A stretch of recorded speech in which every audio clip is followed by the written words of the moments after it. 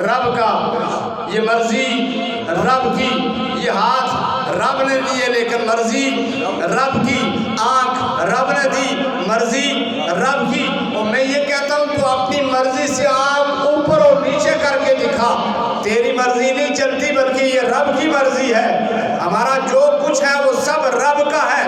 اگر یہی مرضی کی بات آئے، رب نے تو قرآن میں فرمایا کہ مرد کو عورتوں کے لیے حاکم بنایا ہے، حاکم۔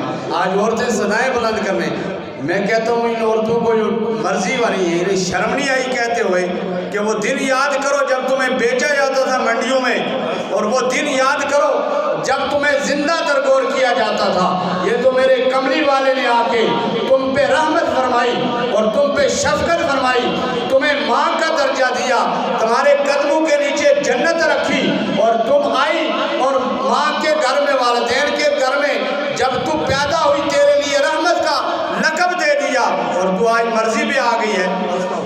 اگر یہی بات ہے، اگر تو برابری کرنا چاہتی ہے تو میرا سوال سن، برابری میں آ جا۔ پھر وہ اس طرح ہے کہ جس طرح مرد کام کرتا ہے، کتنی بلڈنگوں پہ جو ہے نیچے سے سیمنٹ کے توڑے اٹھا کے دن سارا اتنی بڑی بڑی بلڈنگوں پہ جاتا ہے۔ تو بھی ذرا نہیں جی، ادھر نہیں، ادھر ہم عورتیں ہیں، ادھر ہم عورتیں ہیں۔ اور پھر دوسری بات، یہ مرد ہیں، مرد جب کاروبار کے لیے جاتے ہیں، بسوں کے پیچھے، گاڑیوں کے پیچھے لٹک کے جاتے ہیں، ذرا تو بھی لٹک کے چل۔ وہاں پھر کیا کہتی ہیں معصوم انداز میں، ہم لیڈیز ہیں، جگہ دے دیں، ہم لیڈیز ہیں۔ ادھر مرضی نہیں، وہ ادھر برابری نہیں۔ اگر برابری ہے تو پھر اس طرح برابری کر، ادھر ہے ہی نہیں تو ہم مرد کے شانہ بہ شانہ ہیں، برابری ہے۔ جب رب نے کہا کہ برابری نہیں، اس لیے کہ تیرے اوپر حاکم پیدا کیا ہے، تجھے گھر میں عزت دی ہے، تجھے چار دیواری میں عزت دی ہے، تو چار دیواری کے اندر آ، تجھے یہ تیری یہ عزت ہے، تو باہر نکلے گی تو تیری عزت نہ ہوگی، نہ تیری عزت کریں گے۔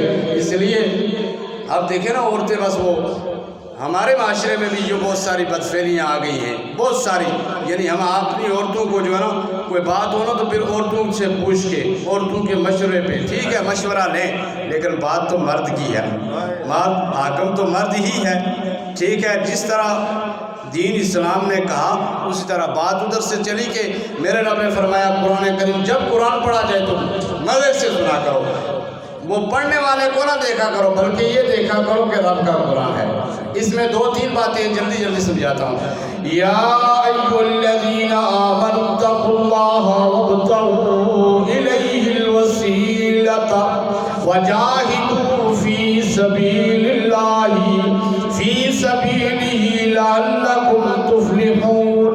میرے رب نے قرآن میں اعلان فرمایا، اے ایمان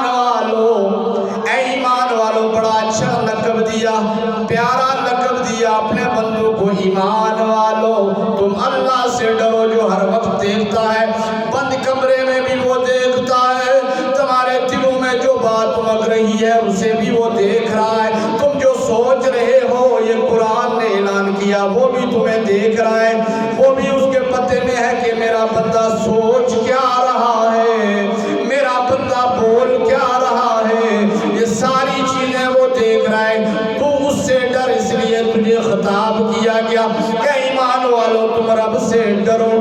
آگے بتایا اس کی طرف وسیلہ تلاش کرو، اس کی طرف وسیلہ تلاش کرو، ڈائریکٹ پہ نہ آؤ بلکہ وسیلہ تلاش کرو۔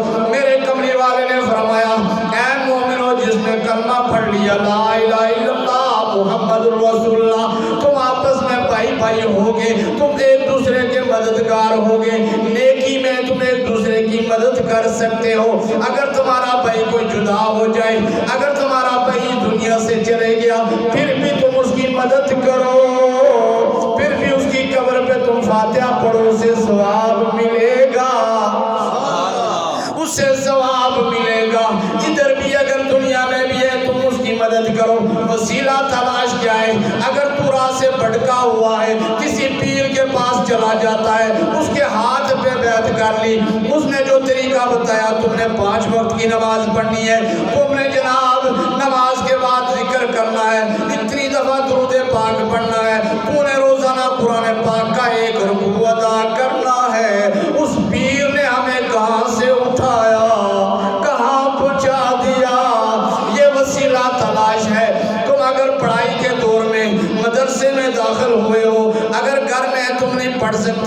مدرسے میں جا کے تم نے استاد کو پکڑا، استاد نے تمہیں پڑھایا بسم اللہ الرحمن الرحیم، یہ وسیلہ تلاش کرو تاکہ تم سیدھی راہ پہ چلے جاؤ، تمہیں اچھی راہ مل جائے، یہ وسیلہ تلاش کرو۔ آگے فرمایا اس کی راہ میں جانی مالی مال خرچ کرو، جہاد کرو نا۔ یہ سمجھ آ رہی ہے؟ جو تمہیں میں نے مال دیا میرا ہے سب کچھ، دن تم دیہڑی تم لگاتے ہو لیکن دیا ہوا مال میرا ہے، یہ جان تیری لیکن مرضی میری، اس جان کو میرے کھاتے میں لگا، اس سے نفس یہ نفس ہمارا ہے، اس سے جہاد کر۔ اگر تجھے یہ کہتا ہے تو نے روزہ نہیں رکھنا تو پھر کیا کرنا ہے؟ تو نے اپنی مرضی نہیں بلکہ میری مرضی پہ روزہ رکھنا ہے، یہ جہاد ہو گیا۔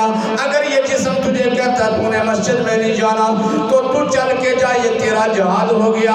اگر یہ جسم تجھے کہتا ہے مال جو آیا ہے تیرے پاس یہ رب کی بارگاہ میں نہیں بھیجنا لیکن مرضی میری پہ تو جا، یہ رزق حلال جب تو میرے راستے میں دے گا میں تجھے اور دوں گا، میں تجھے اور دوں گا، یہ میرے راستے میں مال خرچ کر، میرے راستے میں اپنی جان خرچ کر، میرے راستے میں تو جہاد کر، چاہے وہ جہاد کافر کے ساتھ جنگ ہے، چاہے وہ جہاد اپنے نفس کے ساتھ ہے، یہ نفس کا جو جہاد ہوتا ہے سب سے بڑا جہاد ہے۔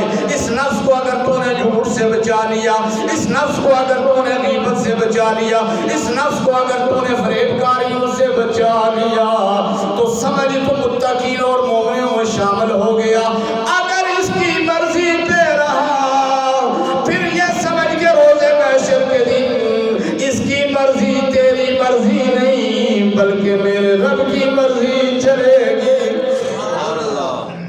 مرضی کی سمجھ آ گئی جی؟ آگے فرمایا اگر تم ایسا کرو گے تو انشاء فلاح پا جاؤ گے، تم کیا کرو گے؟ فلاح پا جاؤ گے۔ اس